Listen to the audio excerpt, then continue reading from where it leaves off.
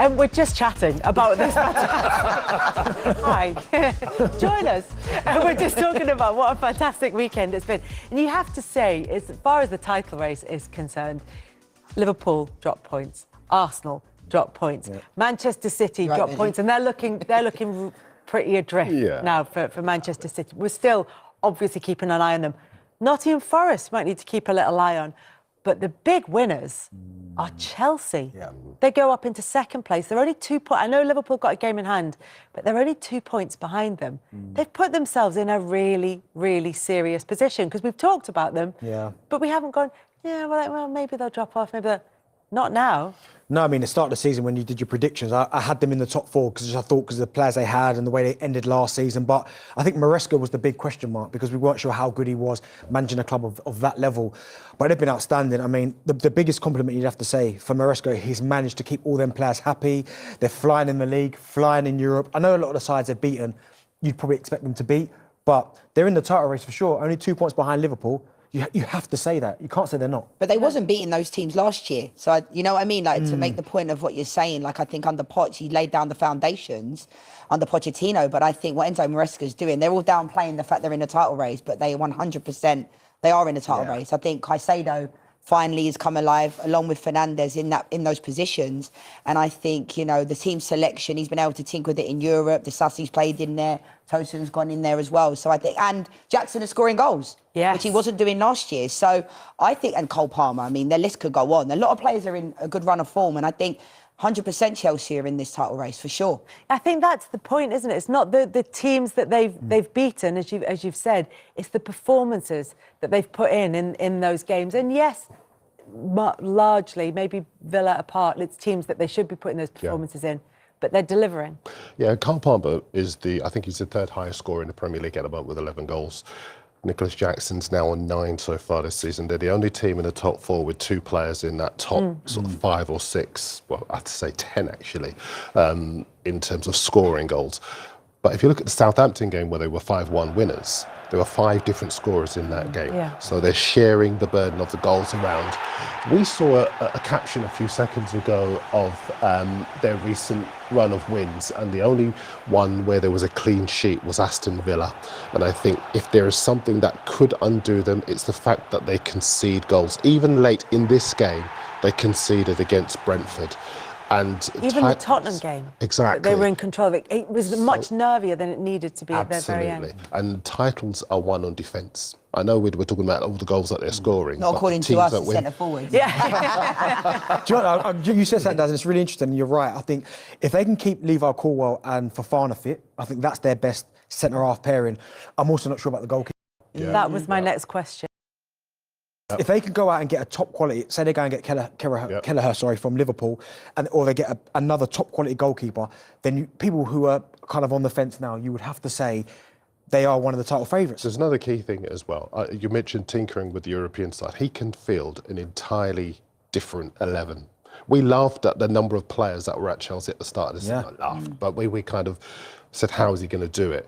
He sends an entirely different 11 to Kazakhstan in midweek, and then he plays the Premier League side at the weekend. But asked for a later kick-off because they were affected by the long travel, even though it wasn't the same. And even Brentford are looking at it going, how did you pull that one off?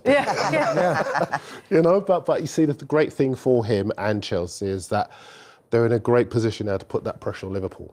And I think he's almost like a younger version of Ranieri, where he jokes and he laughs and whatever else, but he knows exactly what he's doing, exactly what the target is now, because it's not top 4 anymore. It's got to be the title now that you are in that position. Where Arsenal, I think, might have the advantage is that they've got the experience of being in a title race. They've got the better defence, in my opinion. They've certainly got the better goalkeeper. But I think where Chelsea are concerned is that they've got that abandon. There's zero pressure on them. I think that they've got more points of attack, and I think they've got less pressure. That might be the issue, as you said there with Arsenal, is that yes, they've got, I mean, we know how good Saka is.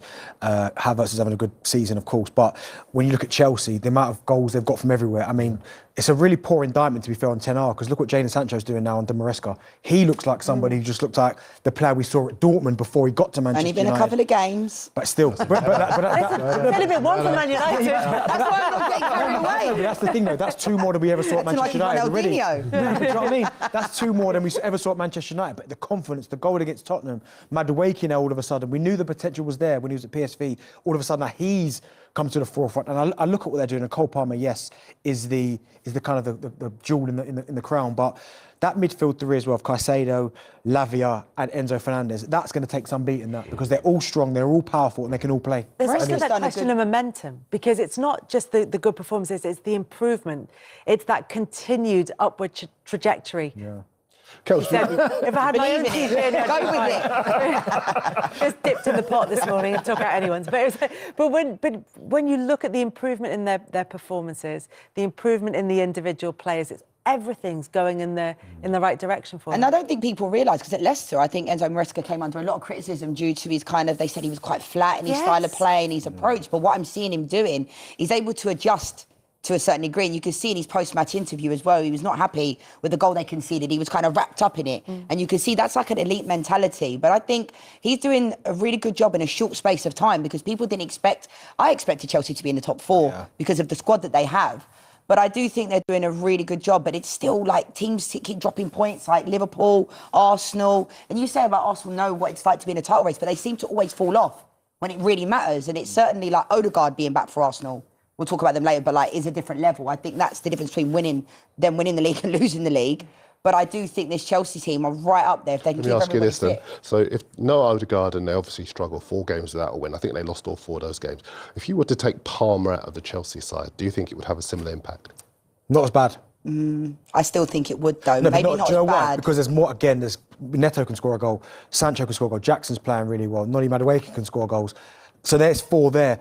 With the Arsenal effect, Saka will score goals, but then Havertz, maybe not. There's nothing really come from Arsenal's left-hand side in Martinelli and Trossard. Moreno can get a goal, so we're almost now trying to find someone who can get goals, where I've just given you 4 Chelsea players off the cuff. I think that is their great strength. And you're talking about the improvement in the players. The reason why those players are able to improve is because they're guaranteed to play every week. Because what he does with the other squad is play them in Europe. So there's none of the schisms that you would have over where you've got too many players. He might be in my position. Sometimes he even plays Caicedo at right back, so that he can accommodate the other two. Enzo is scoring goals now. He's looking like a player who's not worried about his place, and he's playing with much more confidence. And I think those specifics of the reasons how and why he's improving those players is what's making Chelsea strong again. I still worry about that defence. That's just the key thing. As far as Liverpool and Arsenal are concerned, over the weekend, they both dropped points.